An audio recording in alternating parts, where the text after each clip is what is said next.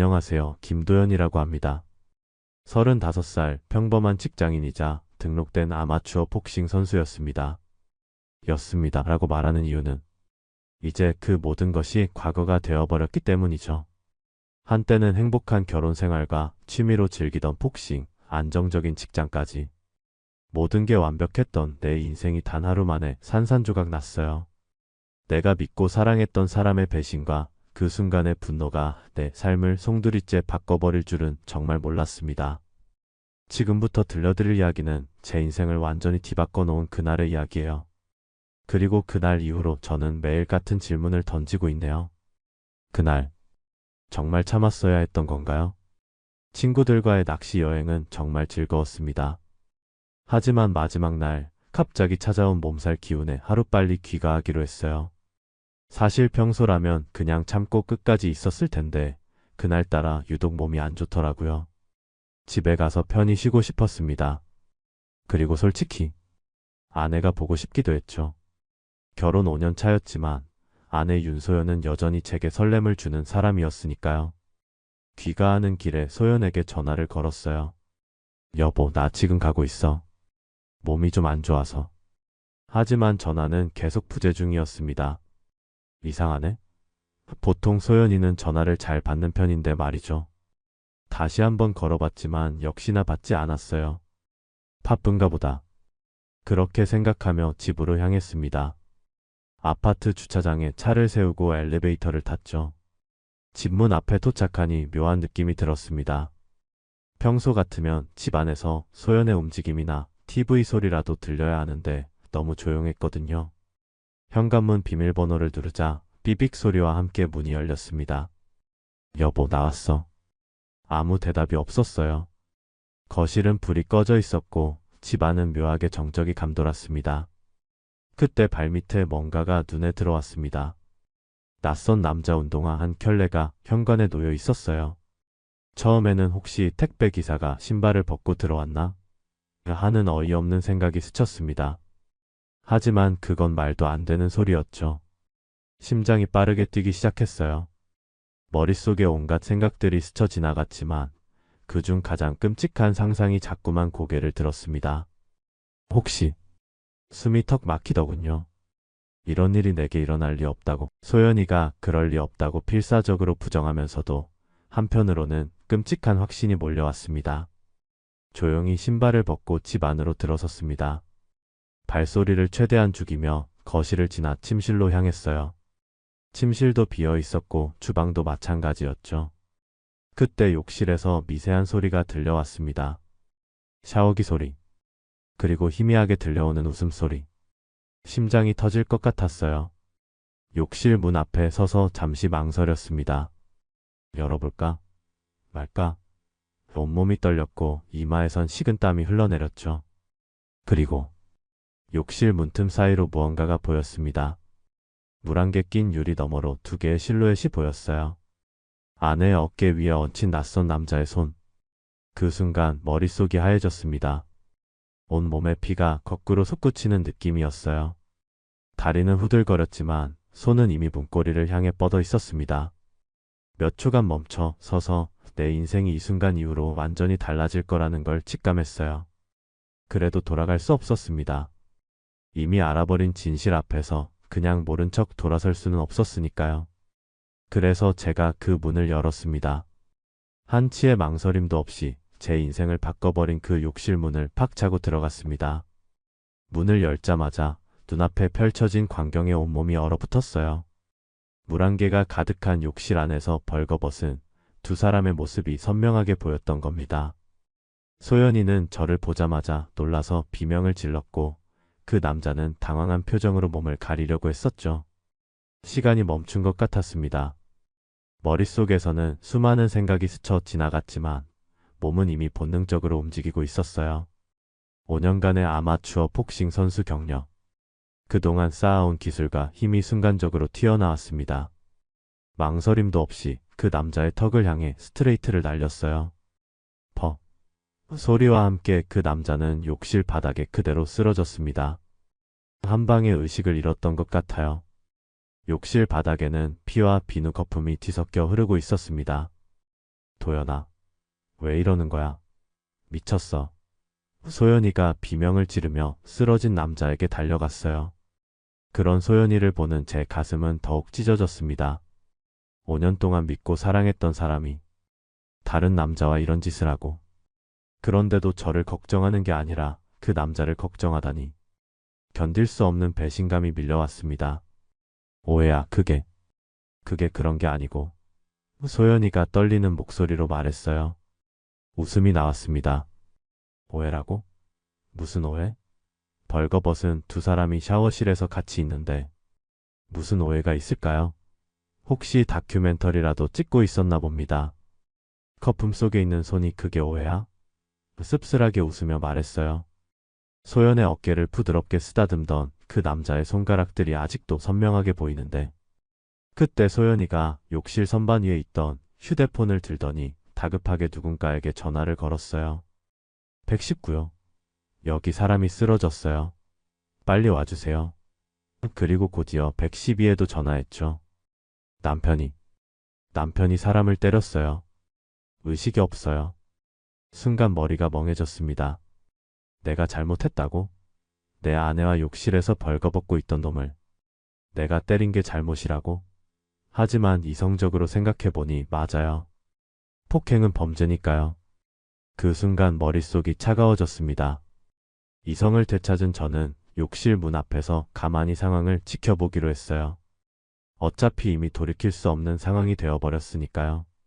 얼마 지나지 않아 구급대원들이 도착했고 의식을 잃은 남자를 살펴보기 시작했습니다. 이어서 경찰도 도착했죠. 집안이 사람들로 북적거렸어요.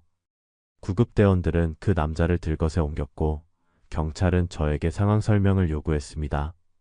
어떻게 된 일인지 설명해 주시겠어요? 젊은 경찰관이 물었습니다. 친구들과 낚시 갔다가 몸이 안 좋아서 일찍 들어왔어요. 그런데 집에 도착하니 저희 부인이 저 남자랑 욕실에서. 말을 잇기가 어려웠습니다. 목이 메어왔어요. 내가 지금 무슨 말을 하고 있는 건지, 이 상황이 현실이라는 게 믿기지 않았습니다. 복싱 선수세요? 다른 경찰관이 물었어요. 네? 네, 아마추어 등록 선수입니다. 왜요? 그럼 이건 특수폭행 쪽으로 들어갈 수도 있습니다. 경찰관의 말에 가슴이 철렁 내려앉았어요. 내 집에서 내 아내랑 있던 놈인데요. 제 목소리가 높아졌습니다. 이건 말도 안 되는 일이었으니까요. 제가 피해자인데 왜 저한테 특수폭행이냐고요? 그래서 더 위험한 겁니다. 신체가 무기화된 사람의 폭행은 흉기 사용과 유사하게 다뤄집니다. 경찰관의 말이 제 가슴을 후벼 팠어요. 그 순간 깨달았습니다. 제가 가진 기술이, 제가 그토록 사랑했던 복싱이 제 인생을 망치는 무기가 될 수도 있다는 사실을요.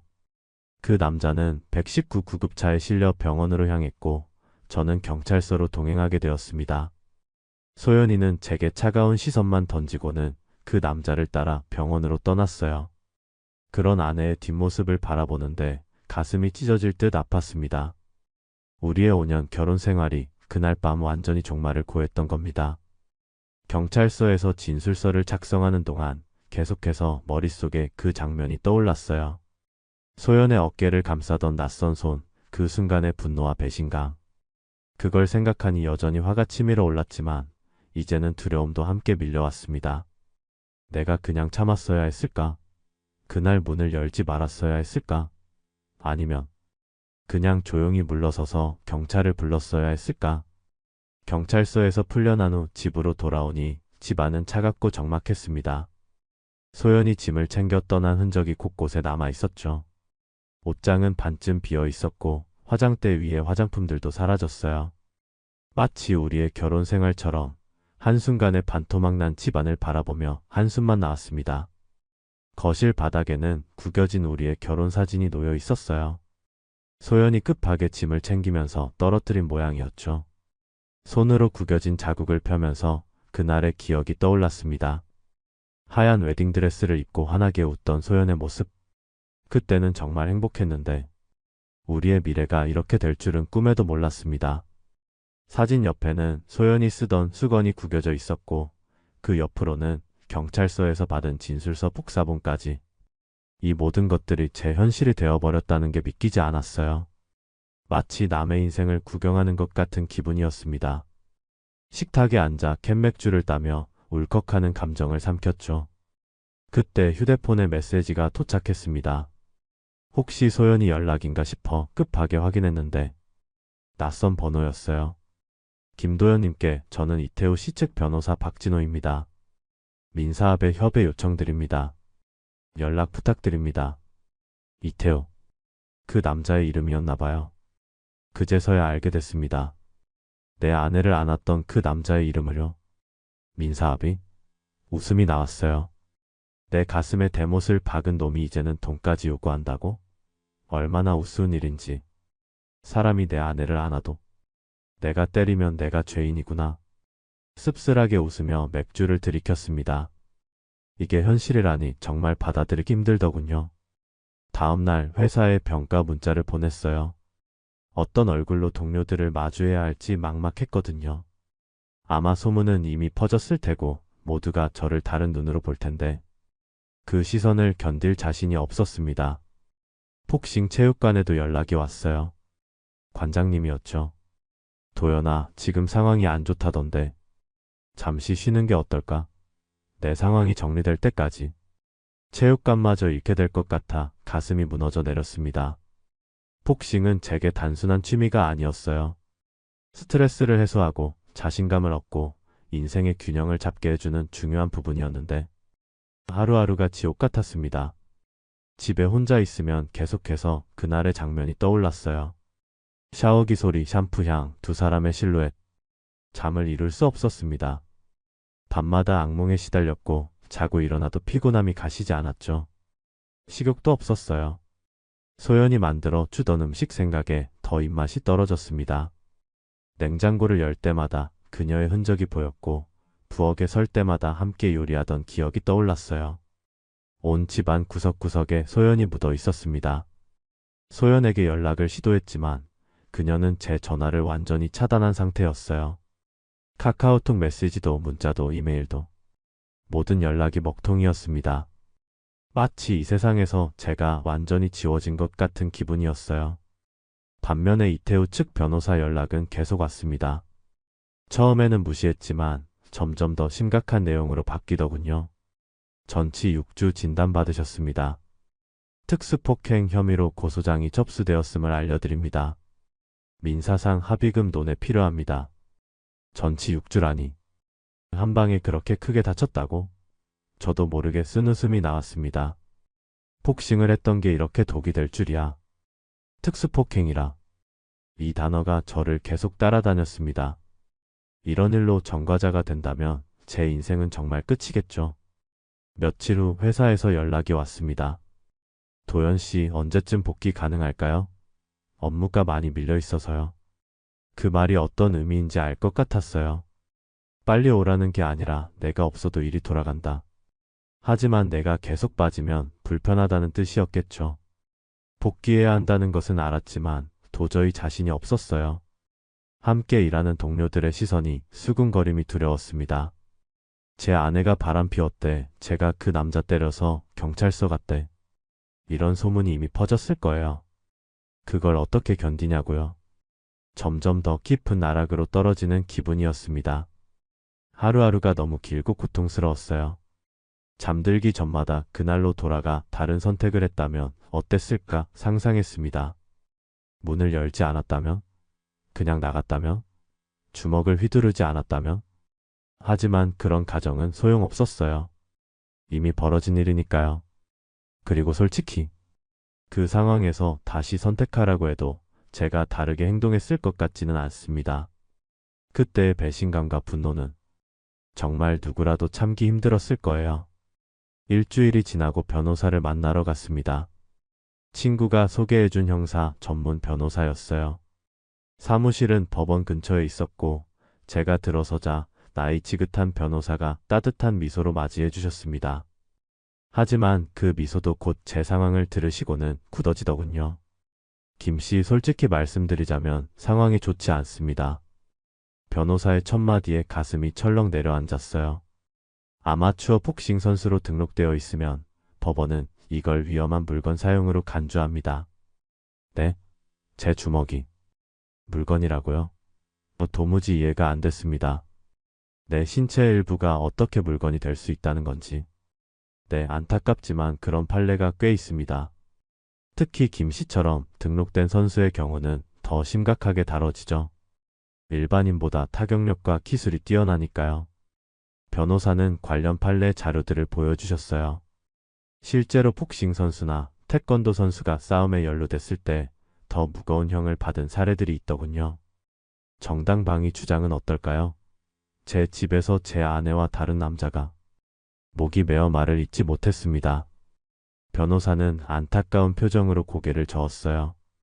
정당방위 주장도 어렵습니다.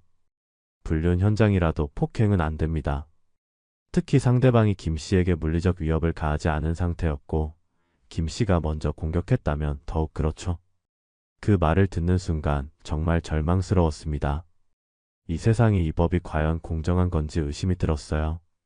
내 아내와 욕실에서 벌거벗고 있던 남자를 때렸다고 내가 범죄자가 된다니. 이게 말이 되는 일인가요? 그럼 제가 어떻게 해야 할까요? 떨리는 목소리로 물었습니다. 일단 합의를 시도해보는 게 좋겠습니다. 민사든 형사든 합의가 이루어지면 많이 유리해질 수 있어요. 지금 상대방이 요구하는 합의금이 얼마인가요? 3천만 원이라고 하더군요. 제 말에 변호사도 놀란 표정이었습니다. 꽤 많은 금액이네요. 하지만 만약 형사처벌을 받게 되면 그 이상의 대가를 치를 수도 있습니다. 전과가 생기면 취업에도 영향을 받을 테고. 말을 듣는 내내 손을 내려다보고 있었어요. 제 오른손 그 한 방을 날렸던 이 손이 제 인생을 망쳐버렸다는 생각뿐이었습니다. 이 손이 내 인생을 망쳤다는 거죠. 변호사 사무실을 나와 무작정 걸었습니다. 어디로 가는지도 모른 채 그냥 걸었어요. 비가 내리기 시작했지만 우산을 펴지 않았습니다. 온몸이 비에 젖어도 아무런 감각이 없더군요. 그저 빗물이 제 눈물을 가려주는 것 같아 고마울 뿐이었습니다. 집에 돌아와 샤워를 하면서 또다시 그날이 떠올랐어요. 같은 욕실, 같은 샤워기. 소연이 그 남자와 있었던 곳에서 혼자 샤워하는 제 모습이 너무 비참하게 느껴졌습니다. 샤워를 마치고 거실로 나왔는데 소파 밑에서 무언가 반짝이는 게 보였어요. 소연의 결혼 반지였습니다. 짐을 챙기면서 떨어뜨렸나 봐요. 반지를 집어들고 보니 그 안에 새겨진 날짜가 눈에 들어왔습니다. 우리의 결혼식 날짜. 그때는 얼마나 행복했는지. 결혼식 날 소연이는 세상에서 가장 아름다운 신부였어요. 하얀 드레스를 입고 저를 바라보던 그 눈빛을 잊을 수 없습니다. 도연 씨, 평생 당신만 사랑할게요. 그녀의 그 말이 지금은 얼마나 공허하게 들리는지. 거울 앞에 서서 자신을 바라봤습니다. 핏기 없는 얼굴, 며칠째 제대로 자지 못해 생긴 다크서클, 빗질조차 하지 않은 머리. 한심한 모습이었어요. 이게 정말 제 모습인가 싶었습니다. 분노가 치밀어 올랐어요. 소연에 대한 분노, 그 남자에 대한 분노, 그리고 무엇보다 나 자신에 대한 분노. 어떻게 이런 상황을 못 눈치챘을까? 어떻게 그녀의 변심을 알아차리지 못했을까? 내가 뭘 잘못했길래 그녀는 다른 남자에게 갔을까? 갑자기 참을 수 없는 감정이 폭발했어요. 거울을 향해 오른손을 내질렀습니다. 쨍. 소리와 함께 거울이 금이 가고 손등에서는 피가 흘러내렸어요. 아팠지만 마음의 고통에 비하면 아무것도 아니었습니다. 무릎을 꿇고 바닥에 주저앉았어요. 손에서 흐르는 피를 바라보며 울음이 터져 나왔습니다. 한 번도 울지 않았던 것처럼 모든 감정이 한꺼번에 쏟아져 나왔어요. 내가 그렇게 잘못한 거냐? 그 인간보다 내가 더 나쁜 놈이야? 제 목소리가 텅 빈 집안의 메아리처럼 울려 퍼졌습니다. 대답해줄 사람은 아무도 없었죠. 그날 밤 소파에 누워 손등의 상처를 바라보았습니다. 피가 멎었지만 여전히 욱신거렸어요. 마치 제 마음처럼요. 상처가 아물어도 흉터는 남을 겁니다. 제 가슴에 난 상처도 마찬가지겠죠. 어둠 속에서 천장을 바라보며 생각했어요. 정말 내가 참았어야 할까? 그냥 그 광경을 보고도 침착하게 행동했어야 했을까? 누가 그런 상황에서 이성적으로 대처할 수 있을까요? 자신의 온 세상이 무너지는 순간에 아침에 눈을 떴을 때 머리가 깨질 듯이 아팠습니다. 소파에서 잠든 탓인지 온몸이 뻐근했어요. 부엌으로 가서 물 한 잔을 마시려는데 부르르 손이 떨리기 시작했습니다. 이게 뭐지? 스트레스 때문인가? 아니면 잠을 제대로 못 자서? 몸이 이상한 신호를 보내고 있었어요. 커피를 끓이려다 문득 생각이 들었습니다. 아, 오늘 경찰서에 출석해야 하는 날이구나. 가슴이 무겁게 내려앉았어요. 피의자 신분으로 경찰서에 가야 한다니. 한 달 전까지만 해도 상상도 못했던 일이었습니다. 옷장을 열었지만 뭘 입어야 할지 결정하기 어려웠어요. 너무 잘 차려입으면 뻔뻔해 보일 것 같고, 그렇다고 너무 허술하게 입으면 불성실해 보일 것 같고, 결국 평범한 셔츠와 청바지를 골랐습니다. 그마저도 소연이 사준 옷이라는 생각에 가슴이 아팠죠.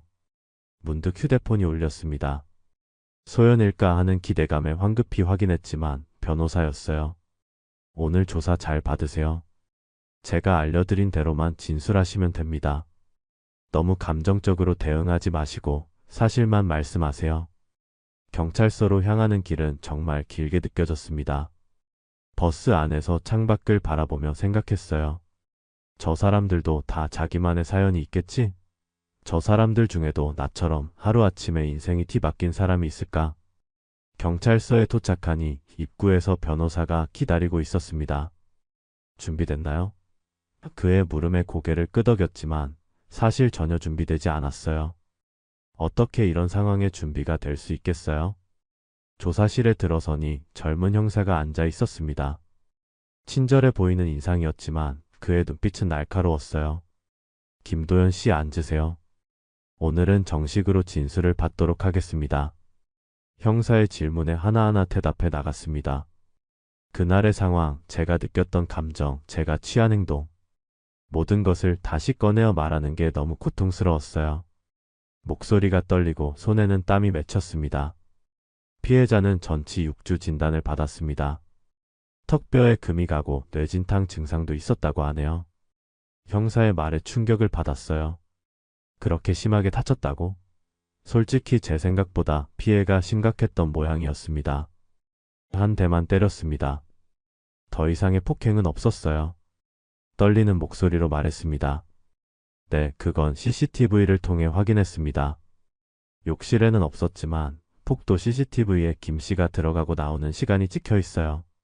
실제로 안에 머문 시간이 짧았죠. CCTV가 있었다니. 그나마 다행이었습니다. 적어도 제가 한 번만 때렸다는 사실은 증명될 수 있으니까요. 조사가 끝나고 나오는데 문득 눈에 익은 얼굴이 보였어요. 소연이었습니다. 우리 눈이 마주쳤지만 그녀는 황급히 고개를 돌렸어요. 저쪽 조사실로 들어가는 모습이 보였습니다. 아마도 그녀의 진술도 받는 모양이었죠. 소연을 다시 보니 가슴이 저몄습니다. 말을 걸고 싶었지만 변호사가 제 팔을 잡았어요. 지금은 접촉하지 않는 게 좋습니다. 그의 말이 맞다는 걸 알면서도 너무 서러웠습니다. 내 아내인데 이제는 말 한마디 건넬 수 없다니. 그날 밤 집에 돌아와 보니 우편함에 편지 한 통이 들어 있었어요. 소연의 필체였습니다. 떨리는 손으로 봉투를 뜯었죠. 도연 씨 미안해요. 하지만 더 이상 함께할 수 없을 것 같아요. 이태우 씨와의 일은 정말 실수였어요. 하지만 도연 씨가 그렇게 폭력적인 모습을 보이니 더 이상 같은 공간에 있는 게 두렵습니다. 변호사를 통해 이혼 서류를 보낼게요. 원만하게 마무리했으면 합니다. 편지를 읽고 나니 가슴이 무너져 내렸어요. 내가 폭력적이라고? 단 한 번, 그것도 내 아내와 다른 남자가 함께 있는 현장을 목격했을 때 보인 반응이 나를 폭력적인 사람으로 만든다고? 내가 평소에도 소연에게 손찌검한 적이 있나? 단 한 번도 없었는데. 분노와 배신감, 그리고 깊은 상실감이 동시에 밀려왔습니다. 소연이 없는 이 집에서 혼자 살아가야 한다는 현실이 절망적으로 다가왔어요. 그녀의 향기가 남아있는 이 공간에서 어떻게 혼자 견뎌내야 할지 막막했습니다. 자정이 넘어서야 친구에게 전화를 걸었어요. 승민이었죠. 가장 오래된 친구. 야, 많이 힘들지? 술이나 한잔하자. 그의 제안이 그때는 정말 고마웠습니다. 근처 술집에서 만난 승민이는 제 이야기를 묵묵히 들어주었어요. 제가 눈물을 글썽이며 말에도 비웃지 않고 그저 가만히 들어주었죠. 도연아, 내가 잘못한 게 아니야. 그런 상황에서 누가 침착할 수 있겠어? 근데 법은 날 범죄자로 본대. 복싱 선수라서 더 심각하게 다룬대. 씁쓸하게 소주잔을 비웠습니다. 그런 법이 말이 돼? 내 집에서 내 아내랑 다른 남자가 있었는데. 승민이도 화가 난 듯 했어요. 대화하면서 조금은 마음이 풀어지는 것 같았습니다. 적어도 나를 이해해주는 사람이 있다는 사실이 위로가 되었어요. 하지만 그 위로도 잠시, 현실은 여전히 냉혹했습니다. 다음날 아침 요란한 초인종 소리에 잠에서 깼습니다. 문을 열어보니 택배 기사가 서류 봉투를 들고 있었어요. 김도연님 맞으세요? 내용 증명 우편입니다. 가슴이 철렁 내려앉았죠. 역시나 소연의 변호사가 보낸 이혼 서류였습니다. 떨리는 손으로 서류를 펼쳤어요. 법률 용어들이 빼곡히 적힌 종이를 보니 현실감이 없었습니다. 위자료 5천만 원이라는 숫자가 눈에 들어왔어요. 5천만 원? 어디서 그런 돈을 구한다는 건지.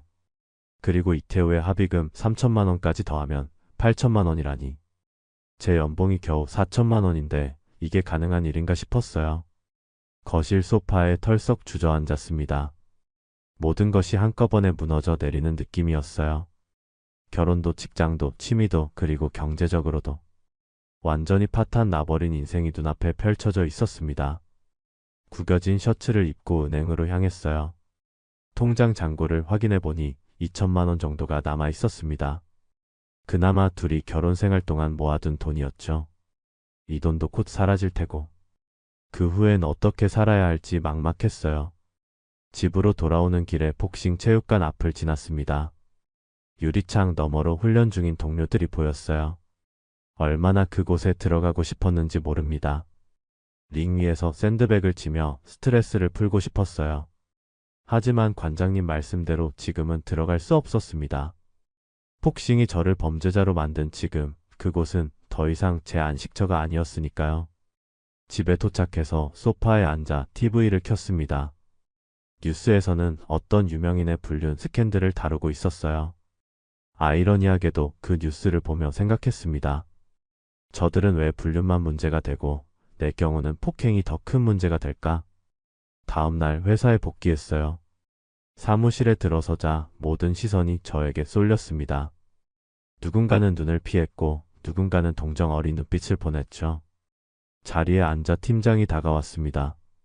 도연 씨 잠깐 시간 돼요? 회의실로 따라 들어갔어요. 상황이 많이 힘든 것 같아서. 회사에서 좀 고민했습니다. 일단 기존 프로젝트에서는 빼고 내근 위주로 업무를 조정했어요.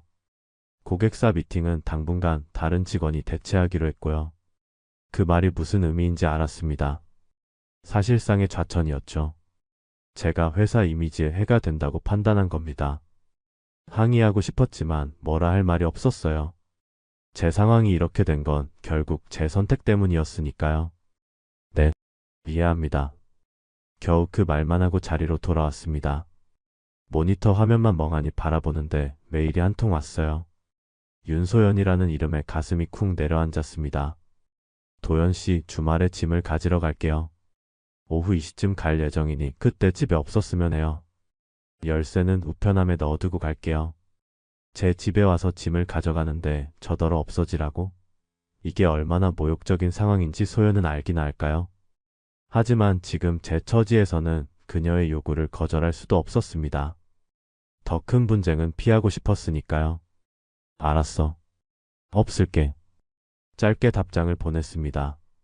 화면 속 깜빡이는 커서를 바라보며 더 하고 싶은 말이 많았지만 참았어요. 어차피 말해봤자 달라질 건 없으니까요. 퇴근 후 변호사 사무실에 들렀습니다. 소연의 요구와 이태우의 합의금에 대해 상담하러 간 거였죠. 변호사는 생각보다 냉정했어요. 합의금과 위자료 둘 다 지불하는 게 현실적인 해결책입니다. 재판으로 가면 더 불리해질 수 있어요. 하지만 액수는 협상의 여지가 있습니다. 제가 상대 측과 얘기해 볼게요. 집으로 돌아오는 길이 너무 길게 느껴졌어요. 머릿속은 복잡했고 가슴은 무거웠습니다. 이게 정말 제 인생이 맞나 싶었어요. 한 달 전만 해도 행복한 결혼 생활을 하던 사람이 이제는 이혼과 형사고소에 경제적 파탄까지 직면한 신세가 되었습니다. 집에 도착하자마자 소연의 물건들을 정리했어요. 그녀가 가져갈 것들을 한쪽에 모아두고 우리의 추억이 담긴 물건들은 따로 상자에 넣었습니다. 결혼사진, 신혼여행사진, 함께 찍은 셀카들. 이 모든 것들이 이제는 그저 아픈 기억일 뿐이었어요. 상자를 정리하다 문득 눈물이 왈칵 쏟아졌습니다.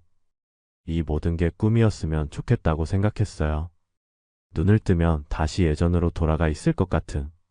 하지만 현실은 냉혹했죠. 이미 돌이킬 수 없는 강을 건너버린 후였으니까요. 밤이 깊어 침대에 누웠지만 잠이 오지 않았어요. 불 꺼진 방 안에서 천장을 바라보며 생각했습니다. 어쩌면 이 모든 일은 피할 수 없는 운명이었을까? 만약 그날 낚시에서 일찍 돌아오지 않았다면? 아니면 그 문을 열지 않았다면? 그리고 그 순간 깨달았어요. 아마 소연이 마음은 이미 오래전에 떠난 것 같다는 걸. 그날 우연히 발각된 것뿐이지 사실은 이미 우리 사이는 끝나 있었던 건지도 모르겠습니다. 그 생각을 하니 오히려 마음이 조금 편해졌어요. 내가 못 알아봤던 거야. 이미 끝난 사랑을. 다음날 아침을 먹고 제 집으로 돌아왔습니다. 현관문을 열고 들어서는데 예상대로 집 안은 훨씬 비어 있었어요. 소연이 사용하던 물건들, 책들, 옷가지들 모두 사라져 있었습니다. 벽에 걸려있던 결혼사진도 없어졌고 침실에 있던 그녀의 화장대도 비어 있었죠. 거실 한가운데 서서 이 텅 빈 공간을 바라보았습니다. 이제 정말 혼자가 되었구나. 그 생각에 가슴이 무너져 내렸어요. 쓸쓸한 발걸음으로 집 안을 둘러보았습니다. 소연이 떠난 자리마다 공허함이 가득했어요. 옷장 절반이 비어있고 화장실 선반에는 그녀의 화장품들이 사라졌습니다. 침대 위에는 제가 정리해둔 상자가 그대로 있었어요. 소연이 가져가지 않은 우리의 추억이 담긴 물건들이었죠. 상자를 열어보니 결혼 반지부터 신혼여행 사진, 함께 찍었던 폴라로이드 사진들까지. 이 작은 물건들이 우리의 5년을 증명하고 있었습니다.